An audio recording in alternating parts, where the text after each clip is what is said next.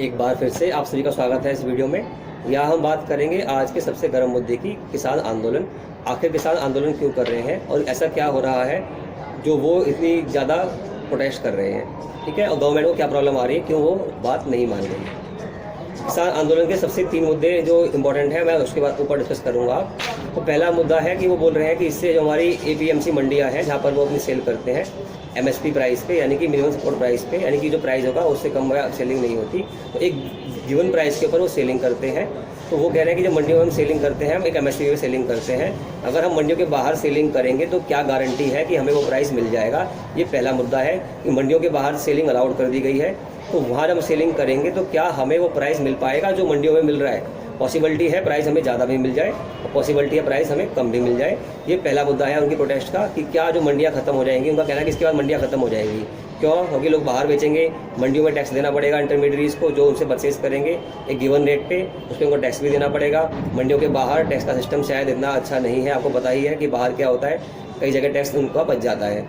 6 से 7% टैक्स की रेट होती है, तो वो 6 से 7% अपना टैक्स बचाने के लिए बाहर भी आपसे बाय कर सकते हैं। तो पहला पॉइंट ये हो रहा है कि धीरे धीरे इससे क्या होगा कि जब आपको प्रोडक्ट अवेलेबल है बाहर भी और मंडियों में भी, तो मंडी में क्यों खरीदेंगे, यहाँ टैक्स देना पड़ेगा उनको, तो मंडी के बाहर खरीदेंगे जहाँ पर MSP की रेस्ट्रिक्शन भी नहीं रहेगी उनके पास और टैक्स की भी रेस्ट्रिक्शन नहीं रहेगी। 2 बातों का उनका फ़ायदा होगा कि बाहर प्राइस भी कोई डिसाइड नहीं है, और सेकेंड थिंग कि वहाँ पर टैक्स भी उनका बच सकता है ब्लैक मार्केटिंग के द्वारा।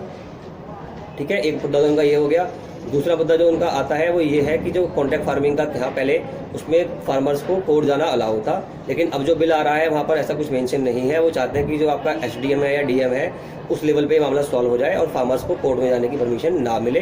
तो फार्मर्स चाहते हैं कि हमें परमिशन मिले कोर्ट जाने की, क्योंकि हम चाहते हैं कि किसी भी चीज़ के ऊपर एक भरोसा होता है, तो शायद उनका भरोसा DM या SDM के ऊपर नहीं है। वो मानते हैं कि जो गवर्नमेंट बोलती है वही DM और SDM बोलते हैं, ऐसा उनका मानना है। तो वो इस बात से भी सहमत नहीं है कि कॉन्ट्रैक्ट फार्मिंग के अंदर कि क्यों ना उनको बाहर जाने दिया जाए। ठीक है, 2 बातें हो गई आपकी। पहली बात कि मंडियों के अंदर जो प्राइस है MSP वो बाहर मिलेगा या नहीं मिलेगा, एक तो ये मुद्दा है। तो वो चाहते हैं कि बाहर कम से कम उतना प्राइस तो मिले या उससे ज़्यादा मिले, ये पहला पॉइंट हुआ।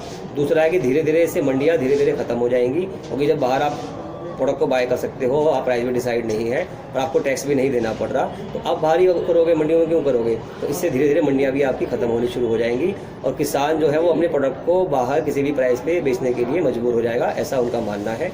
और तीसरा पॉइंट मैंने आपको बताया अभी कि इससे क्या है, आपको जो कॉन्ट्रैक्ट फार्मिंग आ रहा है उसका जो डिसीजन है, कोई डिस्प्यूट होता है तो उसको DM और SDM लेवल के लोग ही सॉल्व करेंगे।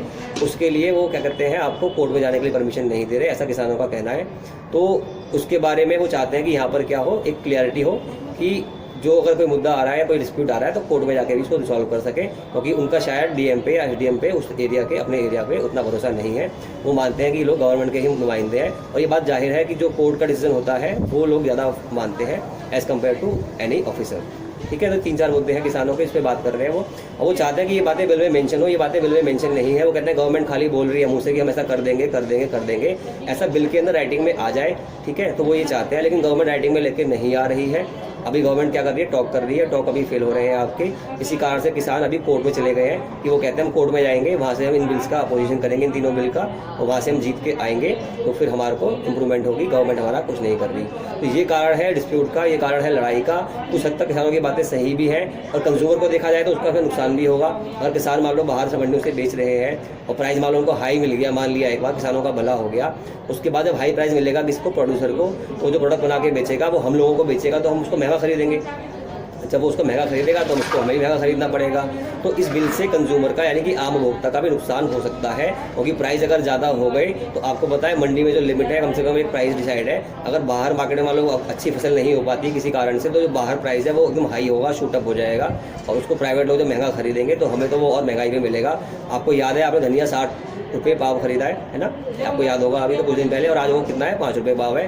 तो ये सब चीज़ें भी होंगी, तो इसमें कहीं ना कहीं हम लोग भी, कंज्यूमर भी इन्वॉल्व है, हमारा भी कहीं ना कहीं इससे हित जुड़ा हुआ है। तो जो हमारा फार्मर्स का जो आंदोलन चल रहा है, ये इसके लिए आप जुड़े रहिए मेरे साथ इस चैनल के।